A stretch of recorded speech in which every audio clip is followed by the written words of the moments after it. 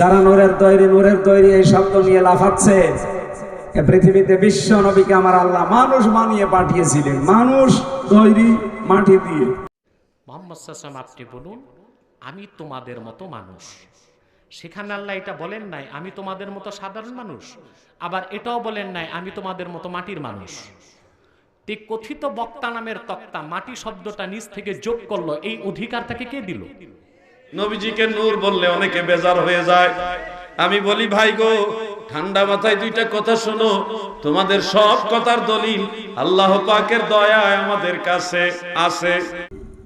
আদম আলাইহিস সালাম যেহেতু ডাক দিয়ে বলেছিলেন ওয়ালাদুন সালিহুন ওয়ালাদুন নাবিয়্যুন, হে আমার আদর কি নেককার সন্তান, নেককার নবী। বাবা যদি মাটির হয়, ছেলে হবে আগুনের। আশা করছি আপনি বুঝেছেন। তাহলে নূর চাই আমরা, আর যারা কাফের তারা কি চায়? নার। তারা কি চায়? আল্লাহ রাব্বুল আলামিন বলেন আল্লাহু ওয়ালিয়্যুল্লাযীনা আমানু ইখরিজুহুম মিনাজ যুলুমাতি ইলান নূর। যারা আল্লাহর প্রতি ঈমান এনেছে, আমার আল্লাহ নিজে তাদের বন্ধু হয়ে গেছে। আর আল্লাহ যদি কারোর সাথে বন্ধুত্ব করে, আল্লাহ নিজে তার প্রতি কয়েকটা দায়িত্ব পালন করে।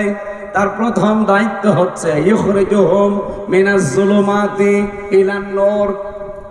আল্লাহ নিজে দায়িত্ব নিয়ে তাকে অন্ধকার থেকে বের করে আলোর দিকে নিয়ে আসে। এখানে অন্ধকার মানে মানুষের তৈরি করা আইন, এক কথা বলছেন এখানে।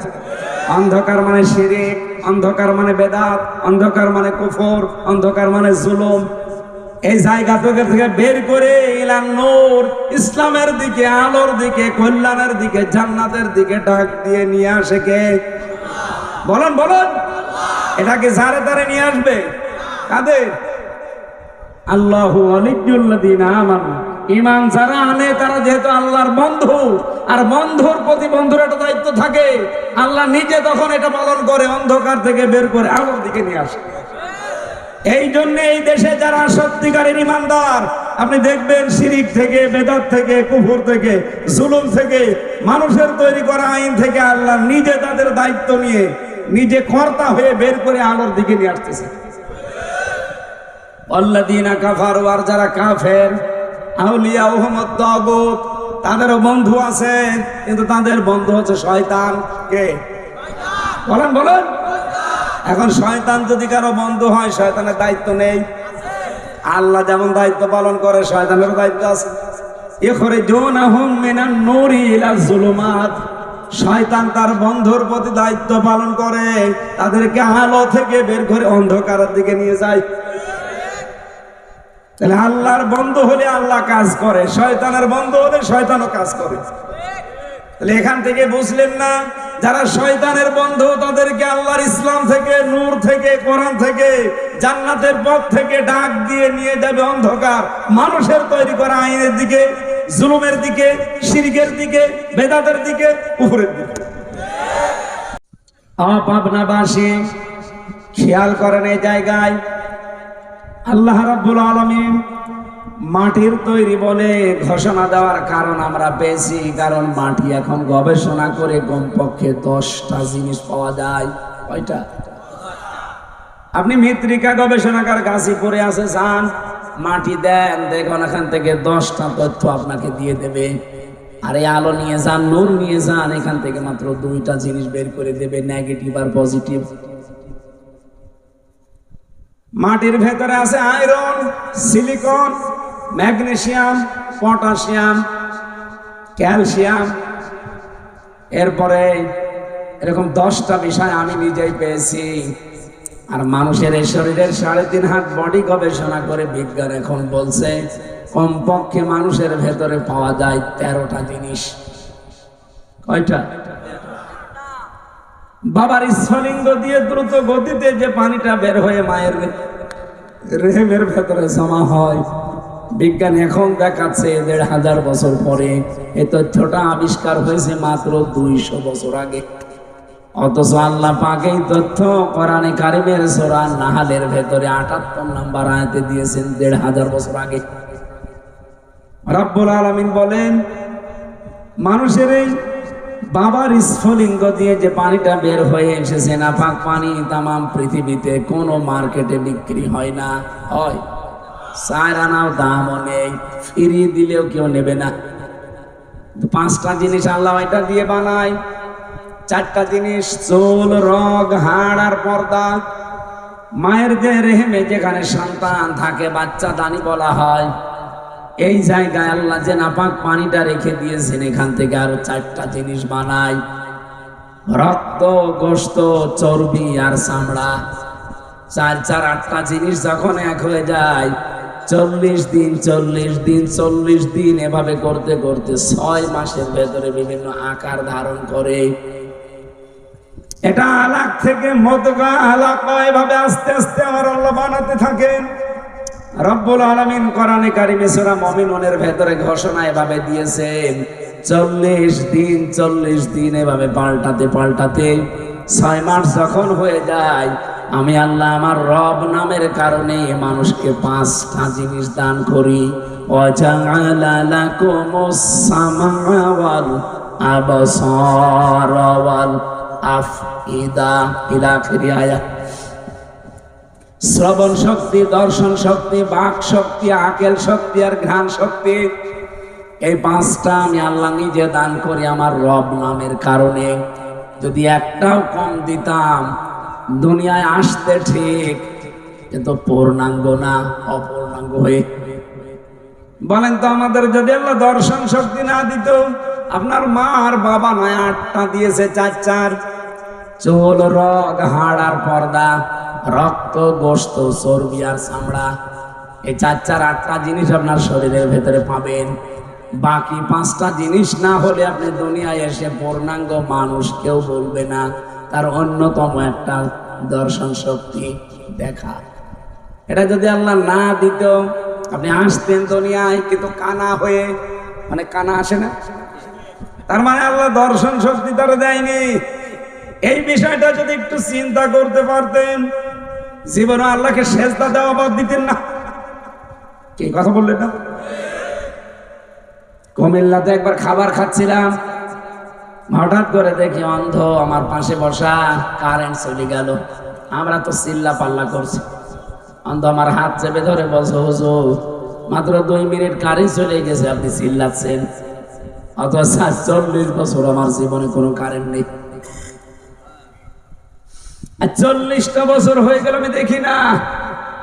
আমি আগে কিন্তু দেখতে পেতাম। টাইফয়েড হওয়ার কারণে আমার চোখ দিয়ে এটা বের হয়ে গেছে, এই জন্য 2 চোখই নষ্ট হয়ে গেছে। আর 40 বছর হয়ে গেল আমি কিচ্ছু দেখি না। ওই আমি তো চিল্লালাম না, মাত্র 2 মিনিটে আপনারা সবাই সকলা মানুষ চিল্লান। চিল্লানোর কথা তো আমার। ওই দিন অন্ধ আমাকে আরেকটা তথ্য জানিয়েছে যে আপনারা যারা সকলা মানুষ, দৃষ্টিশক্তি যাদের আছে, ঘুমিয়ে থাকলে আপনারা তো স্বপ্নেও দেখেন না, দেখেন না? কিন্তু যারা অন্ধ, এই মানুষগুলো ঘুমিয়ে থাকলে স্বপ্নেও দেখে না, শুধু একটা আওয়াজ শোনে। কি দিয়েছে আল্লাহ আপনাকে বলেন তো? একটা বললাম শুধু, এখনো তো 5 8টা আছে।